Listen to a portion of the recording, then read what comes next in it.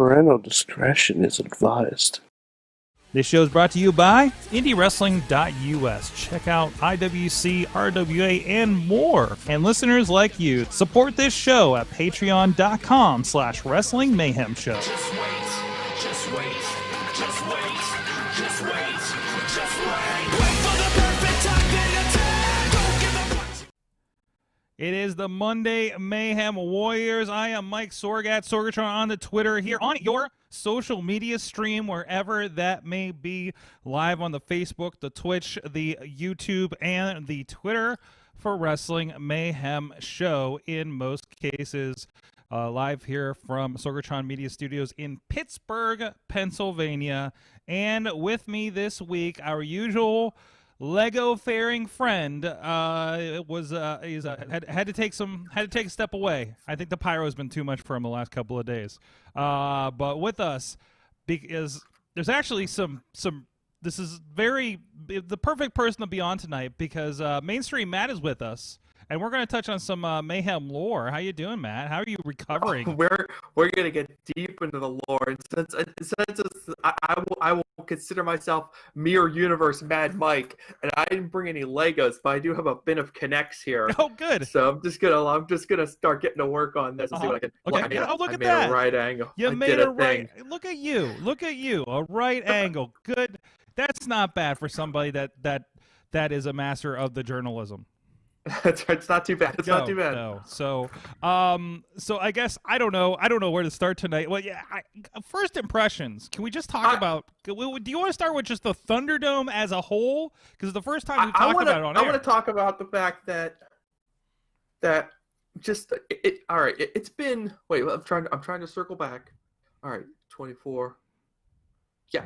We are just over 48 hours since Mr. Brody Lee just publicly executed Cody and took the TNT Championship on Saturday Night Dynamite, Sorg. And that memory is gone. It's just completely drowned out. Oh, yeah. And this is like the classic WWE move. And you know what? At a time like this, I'm kind of feeling like this is kind of fun, because when WWE cranking up the big old noise machine all the way up to literally, and just like, look at us, look at us, look at us, look at us, look at us, look at us. And we looked, and you know what? We've liked a lot of what we've seen since they've moved into the Thunderdome. Sorg, I've got so many thoughts in my head right now. They're swirling around. I have so many thoughts. I can't organize them, and I don't know what I'm going to talk about. But I'm sure as we go through this conversation here, I'm sure I'll circle back to most of them. And all right. Well, I'll tell you what. And we'll see how things go. I don't know where to begin. Let's start with. There's so much. Let's start with, because I feel like this other conversation is going to go super long if I go back to the Thunderdome. But what do you think of the Thunderdome? So, hold on, no, I don't want to go there yet, because I want to touch on this, because I feel like we won't get to it. Okay. I'll forget about it if we don't. So you're going to call out, and I'm going to throw up a certain graphic that's going to be very relevant right now, as there was a match that was made in the 2019 Mayhem Mania, our little fun thought experiment that we do around WrestleMania each year, that you preside over, and there's a certain team that kept popping up as a trio that became a reality this evening on Monday Night Raw. Yeah, this is a legendary match in the lore of Mayhem Mania, and it's Triconics versus Tri-Pirates, and the Triconics, of course, are the Iiconics and Zalina Vega, and the Tri-Pirates are Asuka and Kairi Sane and Io Shirai. I think this is a Bobby F. J-Town match. It has to be. Come on. Has to be if the Iconics are involved. Come on. God, you got to be joking me. Of course it's got to be a Bobby F. J-Town match. Dude, so first off, I noticed, like, and we've been kind of noticing more and more for some reason the last few weeks, it was like exactly how big like Zalina is. And she seems, I always made the comment when I met Alexa Bliss, I was like, I feel like I could have fit her in my pocket. And I think Zalina is right in that same line, and you put her next to. Also, the Iconics are tall, and you noticed that tonight. So, but still, fantastic team up. Fantastic, and I did the research so that no one else has to. I consulted Cage Match website to see if the Triconics have ever united together as a trios team before. Sorg, it appears this was the very first time. This was the dawn, the genesis of the Triconics entering into the real world here with us. History. And of course, waiting until Kairi Sane has left WWE and run back to Japan to reform, so that this dream match that suddenly feels so close and yet is so far away from us. But yeah, that's a great Mayhem Mania match that we made. If you want to, I'm not doing the work for you guys. If you're interested, WrestlingMayhemShow.com, it's all there, documented in painful detail. And you could see just where these matches have come from. It's all fantasy booking fun that we do every year. But yeah, to see the Triconics together as a unit, that was exciting to see. A lot of people were excited. The Mayhem Mania hashtags were flying tonight, which is always good to see. That's fantastic. So of course, I want to talk about the Thunderdome, and this is going to mostly pertaining to Raw, but this is the third run at this, and I liked so much right off the bat, right? Right off the bat, everything felt big again. Everything felt WWE again, and maybe it didn't matter what they put in front of me. It just, the vibe was back, and it was missed for so long. So whether that stands up, we can have other conversations about booking and stuff. But I feel like WWE is hitting their post-COVID stride with this setup, with the presentation, and then they're able to amp things up. Like we kept yelling during SummerSlam. There's pyro in the crowd, like coming out in between screens now, which was wild. Just like, hey, don't have to be safe. They got their video walls and then more. They have all this space to do stuff backstage. They have an entire arena to themselves, and they don't have to tear it down at the end of the night.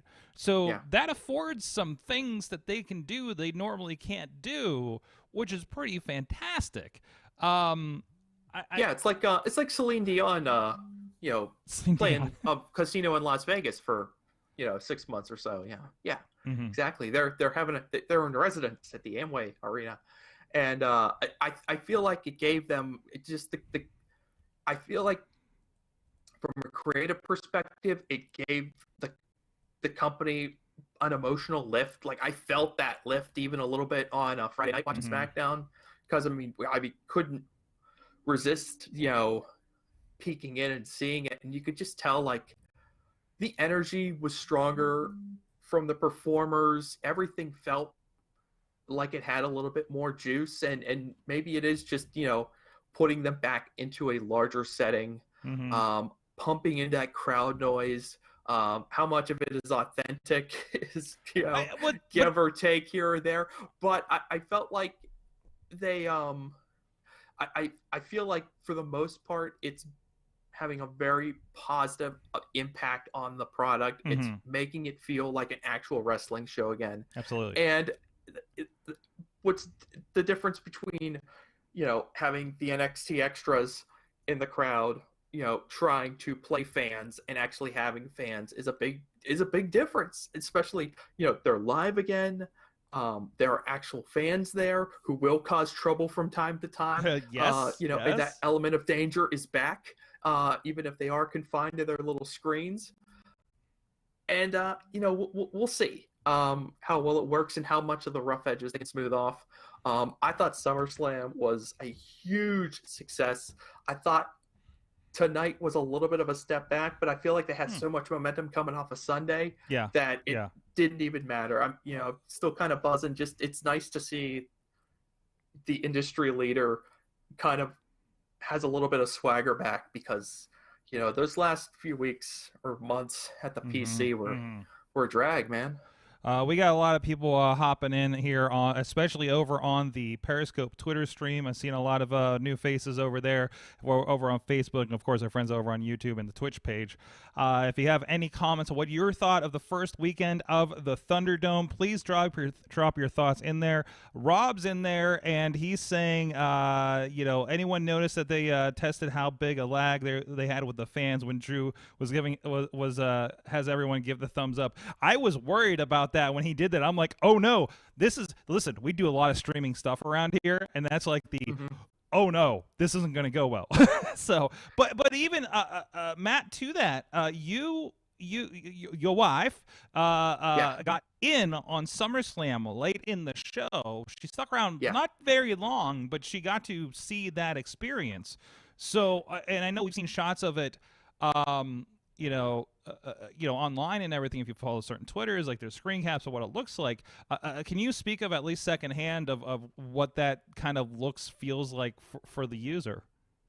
I mean, she was just on her phone, and it was basically, she just had like a network feed that she was looking at on her phone, but it was a good 45 seconds, possibly even a minute ahead of the network, and we're sitting there in the exact same room, to the point where I'm telling her, like, hey, turn it down, don't spoil it. Which is just like when we're all on a call together watching the pay-per-views. It'd be like, hey, you're ahead, and then you can also time where you're at as people respond to a big move, which is kind of fun. So, I mean, I aesthetically, I think there are things they could do differently. I'm not a fan of having that like first row or two just be giant heads. I wish they would do something else there, because I think the sea of monitors as you get further up into the corners of the crowd, so to speak, is a nicer look visually than it is to have like, you or me. I think I said in our when I filled out the fan council survey today, which they pushed out to everybody, they wanted feedback. There was a big WWE fan council survey that went out today, and my wife and I filled it out for everyone. You can go to the Mayhem Show Facebook group if you want to watch us fill it out for a dozen or so minutes. But there was a lot of discussion about, what did you think of the new environment? Do you like, do you like lasers, pyro, and smoke? That was one of the questions, and I'm like, strongly agree. And there was a lot of questions about internet connections. They were mining for data on how people were watching it. Were they watching it on their phone? How were they tapping in? Were they using a Roku or a Chromecast? Were they watching it on their tablet? Who's their internet provider? Did they like the stream? So they're trying to root out. I think they're trying to root out any lag that exists, so that they can tighten it up audio-wise and get that more instantaneous reaction, which you saw at the beginning of the show with Drew. And I mean, maybe that's going to be part of the process of weeding people out, where, hey, if you're a Comcast internet customer, we know that, your internet is coming through solid and you're getting the network and you're coming through good. But if you're on Spectrum or something else, and you're a half second behind, we can't have that, because we don't want to have this kind of like, we don't want to have part of the crowd be a half step behind when they're reacting inside the arena. So, I mean, there's a lot of audio sweetening going on. It's not a truly organic. The crowd noise we hear is mostly not them, I think. I'm pretty sure. So, but it's still, even that, like, I can digest it now because there are faces, right? It doesn't feel so awkward. Now, for some reason, and we were talking about this, I think Rob was and I were talking about this maybe over in the Slack tonight. For whatever reason, when I watch like the stream on the USA app on my Apple TV, like on my home TV, the audio is wrong. It's like everything drowns out the commentary. Everything was drowning out the interviews, the crowd noises, the music, whatever. So I had that problem that I didn't notice on SmackDown, which I watched via, I think, Hulu TV, on the same device. And then, of course, SummerSlam. And this is only in the Thunderdome? This is this I think this happens every week, but it was more noticeable because we haven't had crowd noise, right? Like real crowd noise for a while. And the other thing to it is, again, on the technical side, like we were talking about this kind of in person here on Sunday. It's like somebody brought up that somewhere in the user agreement, if your internet connection drops, you are not coming back. And there is, and hypothetically, and Tina's saying they need to open the registration for a little bit longer as well. I didn't even get a link on Friday. I signed up for SmackDown, and I didn't even get a link for it. I don't think she did either. I think as long as they have enough people to fill it up, they're not going to change what they're not do. Push maybe it. you'll get a longer window if they start having trouble filling it up. Yeah, so and understand, like, they probably have 2 to 3 times the people in queue than you see on those screens, because you need to fill out the screens, and if you have a giant pool that you can come from to do that, to make sure you always overcompensate something like that, right? So I think that's a part of that math too, when you see and wonder why you are or not getting in as it goes. I loved that we had a technical stat screen tonight on the facts, and that I enjoyed that because I was curious about the technology behind it. So, and I really hope eventually there's some kind of great documentary walkthrough of the whole process for us production nerds, which you and I are the production nerdiest probably. Well, I mean, if the WrestleMania documentary that they're putting out now is any indication, you'll probably have to wait about 5 or 6 months, and then you'll get the WWE 24 for Thunderdome, and you'll get to watch them put it all together. And I mean, that'll be interesting because this is it's quite a spectacle. Please just call it Beyond Thunderdome 24/7. Let's just go. That's when they get out of there. Then they're beyond Thunderdome. And by chance, I watched the Rick and Morty episode that had a Thunderdome. So today. Yeah. So, all right. Well, I'm sure the Thunderdome will be, of course, I'm sure discussed tomorrow and ad nauseum as we go here, and there's different things happening with it. So Sorgi, let's get into like some meat and potatoes here. We got to talk about the hot newcomers on the scene in WWE, and I'm thinking specifically of 3 people. Okay. All right, Dominik Mysterio, Pat McAfee, and of course, leading the pack, Demi from The Bachelor, who steals every scene that she's in, who like McAfee, who like Dominik, is a damn natural, just belongs in wrestling. It's so obvious. Probably why they haven't let her go home. She's been there for like 2 months now. Yeah, you know, the first time was like, oh, they just like kicked out a bunch of these in like a day, and we're just have seen them over the last month. But now it's like, oh no, she's at the arena now. This is the longest. She definitely came back at least once. This is the longest cross promotion I've ever seen them do with another, NBC network, a family of networks show that they've ever done. They're bringing this girl back because they know. But in all seriousness, I wanted to kick this out because this is the most fun question to kick around. Dominik or McAfee? Like, who you with on this? And there's a flip side to this question too. Oh man. Maybe we'll save Adam Cole or Seth Rollins for tomorrow night. I think, just for tonight, Dominik or McAfee? Like, who? I think this is the big question for tomorrow night. Actually, I mean, it's like a double barrel big question, but it's fun to talk about because they're both so. It was so much fun to watch 2 basically newbies do so well the first time out. And you give a lot of credit to the other side of those matches too, to Seth and Adam Cole.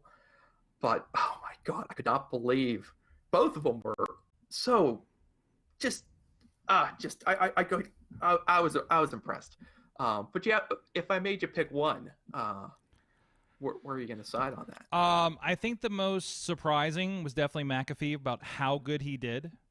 Dominik, sitting there, if Dominik looks smooth, and the stuff he did was executed like, seemingly flawlessly. So you should have pointed at this guy for the frog splash we were calling out.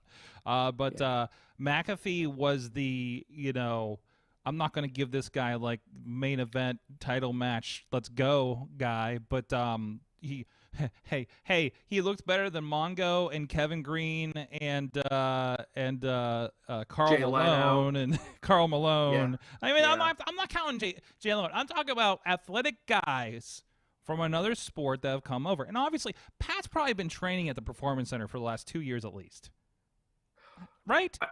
I heard him talking on his show that he did like right. a one shot at some indie in West Virginia, and this is years ago. But obviously, he likes wrestling, so it wasn't. He has access to it, so he certainly must have been like dabbled, you know. Yeah, but he had to have shown them something that made them believe he could do this. So wasn't part of the thing leading into the Adam Cole? He made a reference to, like, doesn't he have a ring or got in a ring one time he was talking about or something like that, right? And so that led to that, and maybe he's downplaying that, you know. Maybe you know, maybe he's like, oh yeah, I got in a ring one time, and just like making a thing out of it. But really, he's like, yeah, I got in a ring this time, but also I've been visiting the performance center on a really regular basis and actually getting this. You know what I mean? Like that's happened. That has been happening. It happens. If you tell throwing him out there, you know. If you told me Pat McAfee came in that thing and didn't spend more than a week, did not spend more than a week at the performance center, I can't be bullshit. I think it had to win. I think they well, I don't want to over speculate, but yeah, I would think even before the ball started to roll out in public that he was in the PC and he had shown them that he had the ability to do what he did. Just for my 2 cents, the difference to me between Dominik and McAfee is when you watched McAfee during his match, he was still doing this kind of like, and I'm speaking as someone who, you know, has never trained and has never stepped into a ring, but, you know, it's fun to think that I know what I'm talking about. But you would see McAfee after he would do a move, he would do the you know, the start a wrestler thing where he'd like throw his hands in the air and do this thing, you know. Yeah, a little bit of the I don't know what to do with my hands in front of people. Yeah, I don't know what to do with my hands, and I must appeal to the, you know. Yeah. I got to do the.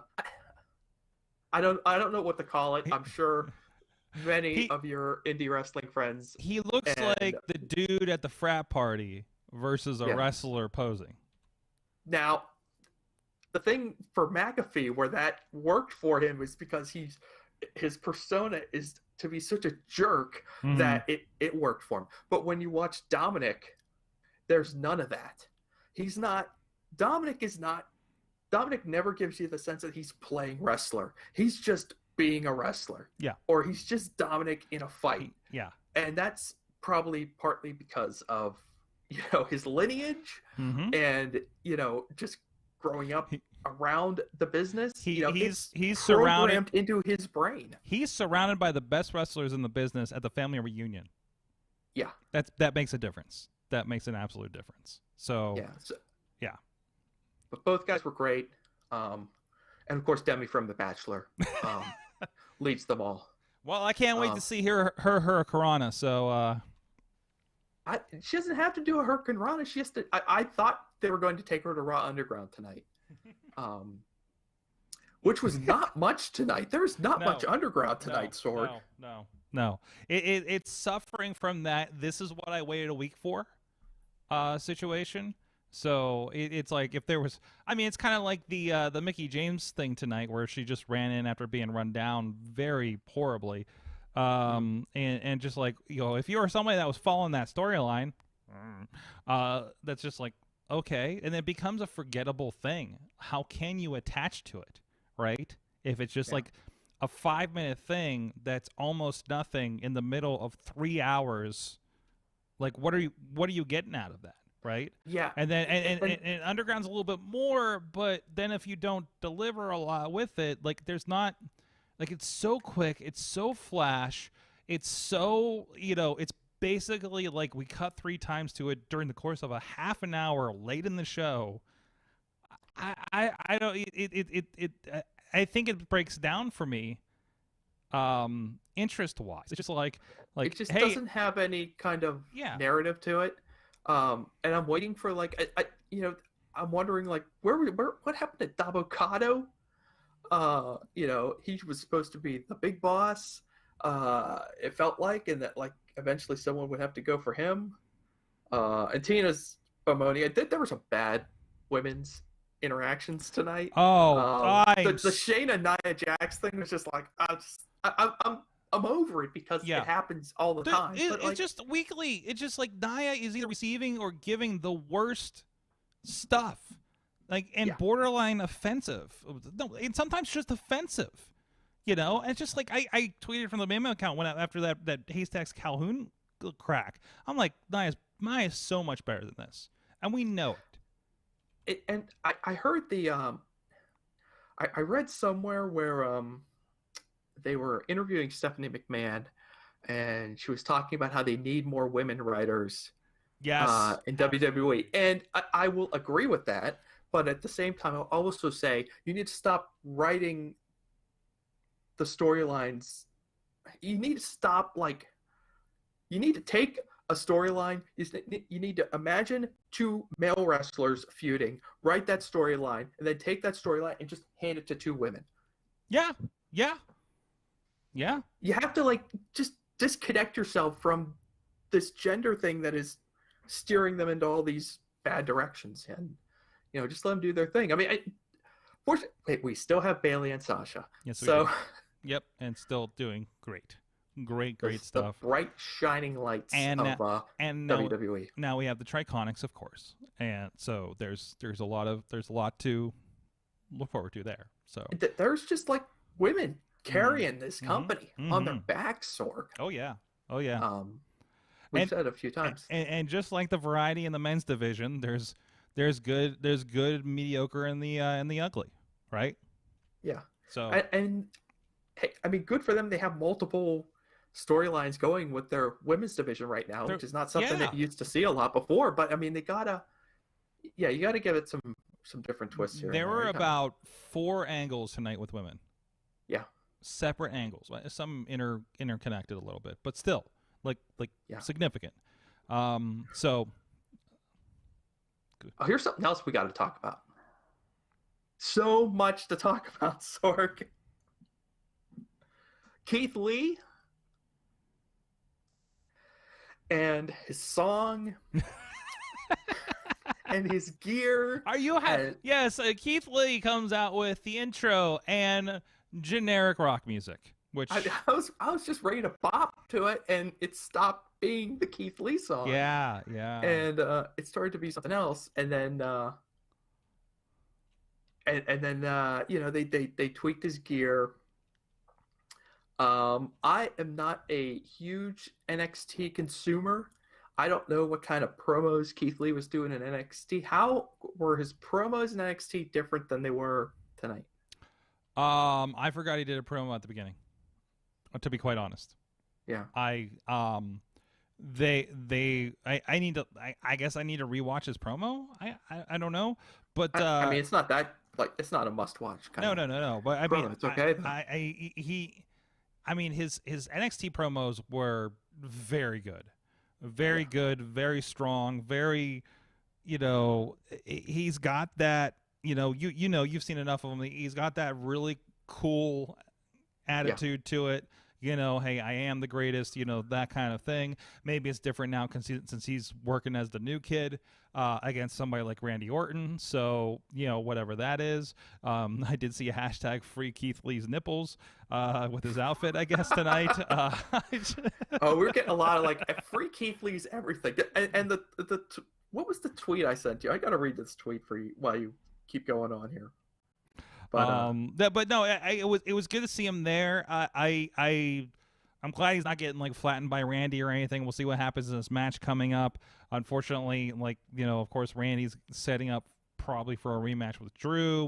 We've injured out Drew now, so which seems a little strange to me. I don't know. Maybe he's visiting home. I don't know, but or they're just saying, hey, we won't do another Drew Randy match because soon. It feels like, I mean, it felt like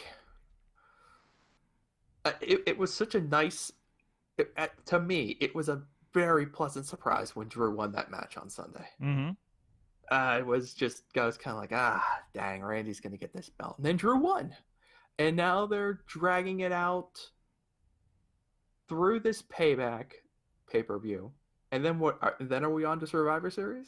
Is that next? I don't even know. They're you can't tell. cramming I another don't one know. in there? They threw a lot of logos at us with the WWE Network promo this month, so sure. Yeah. All right. Sorry, but before I go too far off base, Marty DeRosa tweet. This is after the backstage interview with Keith Lee, where he. This is after the Randy Orton kicking Drew in the head for the third time. Marty DeRosa tweeted, "It would have been a lot cooler if Keith Lee pounced Orton as he tried to kick Drew, and then looked in the camera and said, 'quote old gear and theme song next week,' end quote." Yeah. Or he gets the win on Sunday, and then he comes in, cuts a promo about how he proved himself, and since he proved himself, he asked for his old shit back. It doesn't matter how complete of a package you appear to be in NXT, whether you're Keith Lee or Aleister Black. There's another thing to talk about, or the War Raiders, for crying out loud. You know, the minute you hit Vince's, sphere of influence, it's whatever he sees. It's something when Vince was processing Keith Lee and how they're going to present him on TV, something in Vince's head told him generic rock song for the entrance. Yeah, somebody just looked at it and cover said, up that. It's just a no. It's very. Have you had a chance to listen to Ray Rowe talk about and Hanson talk about on Ray's YouTube channel, Ray and Sarah's YouTube channel, how they got to the name they are at now? I know it was a long and winding road because we were living it on TV every night. But, right. But it was literally like even to the point where they were like, we didn't like War Machine because there was like a killer or something that came when somebody got like a. I forget, it was like I think it was an MMA guy that went under the War Machine moniker and he killed somebody, like when they started at ROH and had the name. But they were like, well, we're stuck. They wouldn't let us change it. They came over and said, we're gonna have to change it. And they said, yes, please. They wanted the Viking thing. They wanted Viking in the name, right? They wanted to change the name for whatever reason. I can't remember. It was actually, I think, a pretty good reason from the sound of it. And what was it? Was the first one Viking Experience, and now they're Viking Raiders, right? Yeah. Okay. So the Viking Experience thing, because I think Viking Raiders, they couldn't clear through legal in time, and Experience was in there, and the Trons were already made. They just legit, like, it was a half hour before the show, and they're trying to get this thing settled for the show that night. That's how they still run things sometimes. It's just like, so, and you're rushing through this process, this very important creative process. That those first steps onto TV, they have to be perfect because the stink of that debut for them is still on them. Yes. Yeah. Yeah. If Keith Lee waits a month and then they retweak him here and there and he comes out with his old music, his debut tonight where people were kind of like, what the hell, that'll be with them. Yeah. That's that first impression. Sometimes it's out of their control. So remember, Matt, this is a thing I've learned, and I'm sure, like, after, listen, man, you worked in the news biz, you worked big evening, morning news kind of stuff, right? And I got my vision. What's that? I've seen some things. You've seen some things. I've been at some stuff. Every time you think that the people in this position just do so much better and know so much more. And you can speak to this, not denouncing anything about the work you've done, but everybody that you think is better than you is basically just as trying as you would be in that position, right? Yeah. Like, it's not clear. I don't know, Matt, you've been at some of the shows, the productions that we've done helping us out. You know that, like, did we remember all the things we need to do to make this thing work? Yeah. 10 minutes before the show. Right? Yeah. Now, right? But that's every day. That was every day for you too, right? Like, every day, right? It's just like, are we ready to go live at 6 a.m. to tell the world what happened and what the news is? Yeah. Right? I mean, every day. Rarely. Like, that's part of production. Now you have so many wheels and cogs for a Monday Night Raw, say, to produce 3 hours of content live, which again, a feat in itself. I will continue to say that now that they're back to live. I will continue to see that. They just don't have to set up now and be in a different city and jet lagged, right? Still a feat, and there will always be something. There will be something you saw on Raw, and you're scratching your head. That's because the decision was finalized right when they went out the curtain. Yeah. Yeah. I mean, that's just it's not wrestling. It's not production. It's everything. This, you can't get away from that. And especially since as corporate as it gets, WWE still is a wrestling company and has roots in being a wrestling company, right?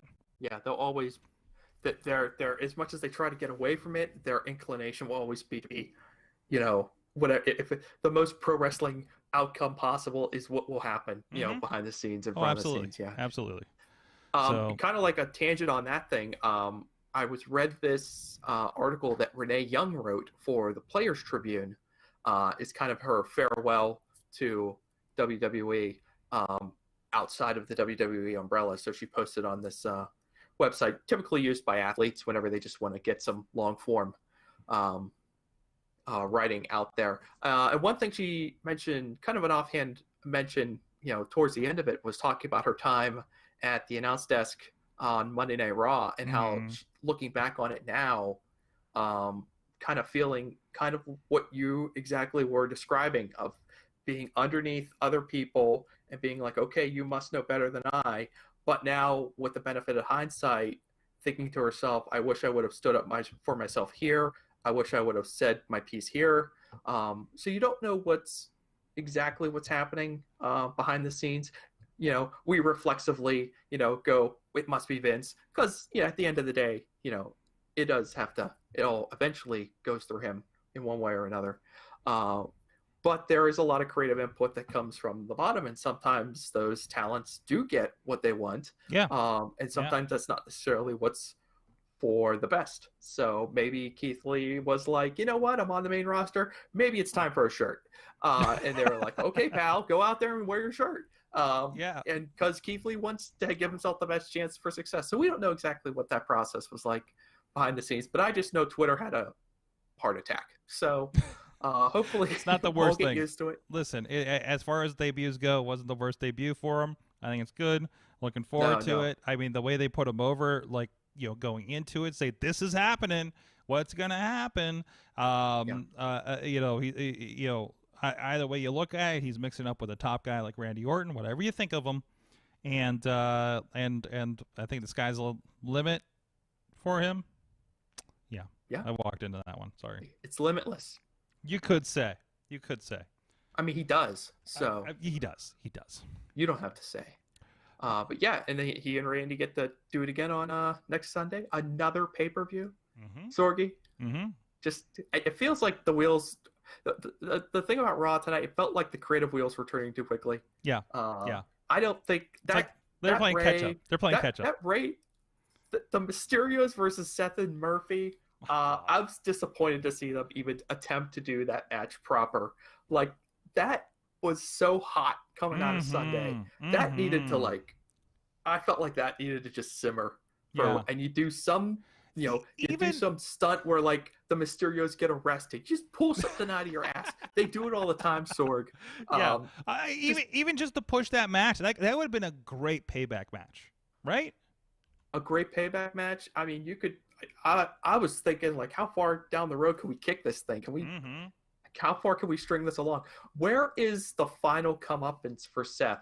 And how bad does it have to be for you to feel satisfied when Mysterio, I don't know, stabs him through the chest with a steel girder or something? Is that proper comeuppance? Really? Ray has got to, doesn't he have to get, fantastic ultimate revenge on Seth? At some point, and where does that happen? I don't know. I think Mrs. Mysterio gets involved. There was is this happening? Slam. Double choke slam. That's what I wanted on Sunday. I was yelling at the TV. Turns out that's that's the biggest compliment I can pay to SummerSlam is that I was yelling at my television. Oh set yeah, I mean, during we all during were. the Dominik Seth match, and then during Sasha and Asuka. I'm yelling at my TV. I was really excited that we got to do our own Mayhem Thunderdome here. We had a couple people in the studio. I kept it really limited. They didn't want any more than like 4 people here. Figured there's enough for us to space out safely and be responsible. You're at 10% capacity. Was that 10% capacity? I don't know what the official capacity of this room is. So, but we also set up. But I think it's the biggest monitor I have. That's not the TV. And we threw the Facebook rooms from the Mayhem Show group up there, and just had a big screen with everybody's faces and Jen looking like. Didn't we try to yell at Jen because she looked like she was falling asleep during the Randy match at one point? So. That's just your worst fears creeping up on you on that one. Absolutely. And of course we can't watch a Mysterio match without making Guerrero lineage jokes. But I also can no longer watch a Rey Mysterio match without saying, "I love my son Dominik." That is the new meme around our household now. So I've been stepping through the first Jericho book here and there. If you see a picture of me at a lake, I've probably been reading a book lately, and one of the parts in there was he was in Mexico. Somebody walked in, this one dude walked in that he knew, and like there was this kid with him, and he's like, "What is this kid doing in here?" And the guy and there was something about the guy was like showing him like porn pictures on his phone, or not his phone. It was the 90s. But or something, or talking about something, or smoking, like lit up a blunt or something. I think what it was, and he's like, this inappropriate behavior around a child. Right? Yeah. He's like, and then Jericho's like, this kid's like 10 years old. What is he even doing here? And the kid's like, I'm 18, and shows him his driver's license. Like, that's bullshit. And he's like, I want to be a wrestler like you. And he said, good luck, kid. And then it ended up being Rey Mysterio. Rey Mysterio has is at like. Has to be at the 30-year mark, right? Yeah, absolutely. 95-ish would have been when he started popping up a bit. So he's like, he's so good. Like early in his career, it was all about the athleticism. Yeah. And now, like the performer side of him is so good. Yeah. Like every time he has to just like begging Seth, don't hurt my son Dominik. Like just going on. I'm like so in. I cannot believe like that level of just greatness. Tina's pointing out that 95, 96 was the ECW stuff. I wonder how long he was in before that. I don't know. Yeah, I don't have a Wikipedia in front of me to do that. So, but yeah, you get the idea. Yeah. So MF for I mean, just like ultimate all-time guy. Like just I don't know. I don't know how to categorize him except like unbelievably great all-time Mount Rushmore kind of guy. Oh yeah, in my lifetime. Oh yeah, like there's like, I mean, help me. Like, can I put like 2 or 3 guys maybe over him? I just don't think. For longevity and performance, absolutely not. He's been working injured for the last several years and was still turning in better matches than half the roster. So. Yeah. You know, whether you were, and this happens too. I mean, I always, looking back on these matches, like we are with the good professor Jacob Edwin. By the way, dog collar match, Starcade 83, Valentine and Piper is this week's homework. But you look back and you watch these, like I probably yawned at this at the time because you were in the middle of it, right? But I mean, if we get a Professor Jacob gives us this Mysterios versus Messiah and Disciple match from tonight, 10 years from now, it's going to be like, this was bonkers. This was a crazy time. Holy crap, this Thunderdome just happened.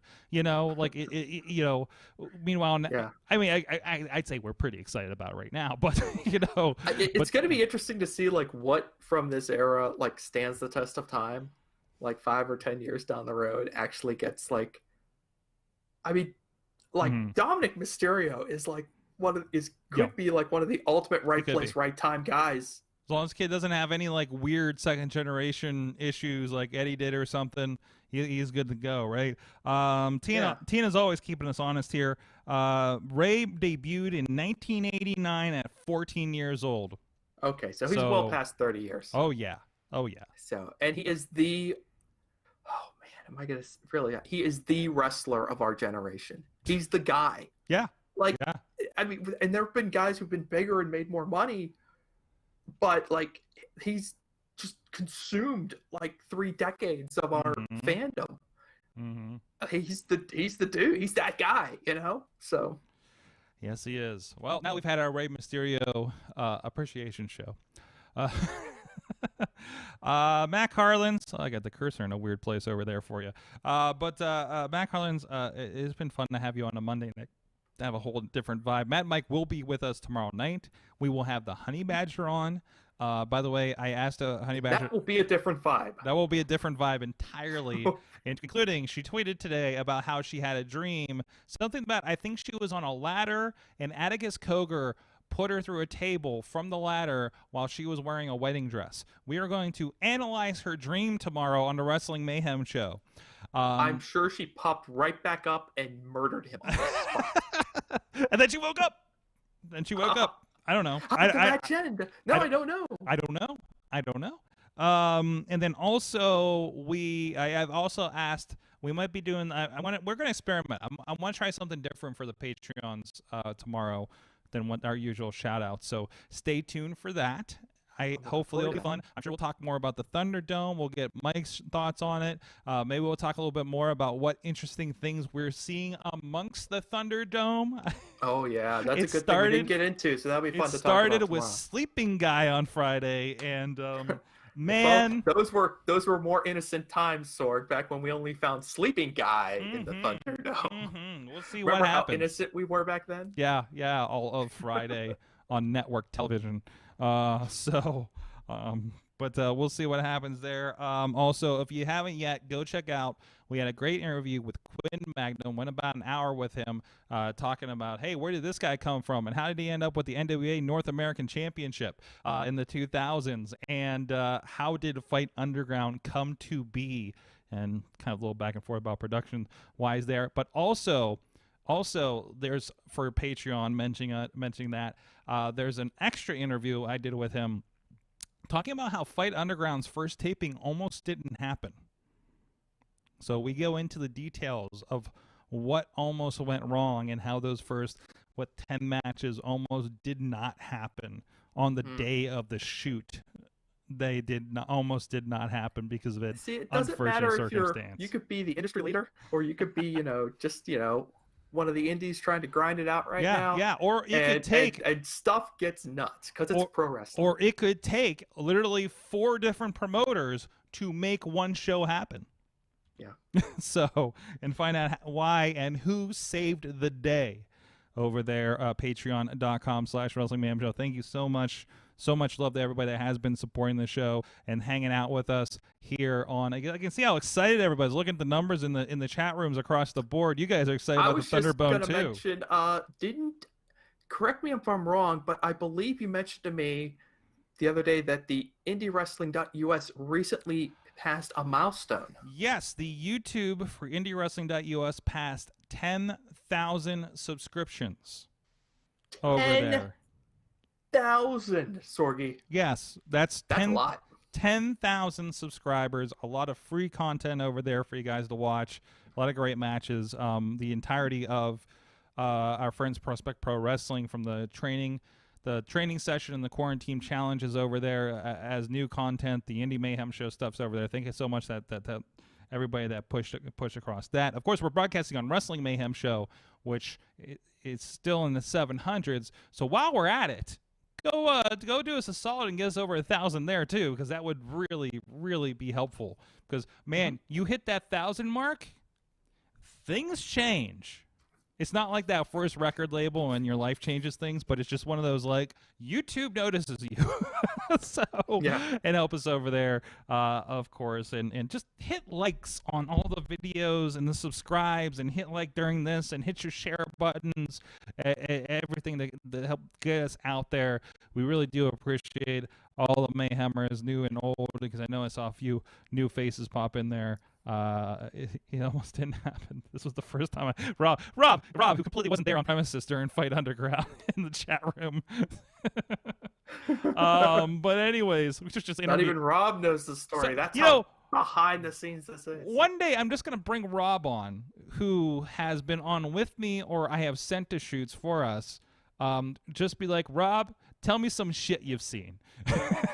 I thought you were gonna say, let's bring Rob on. And let's tell him a story from a show he worked that he had no idea had happened. Yep. Be like, no, what? I'm sure that happened to most of my shoots too. That's happened to me. Dude, that's happened to me. No, that's there.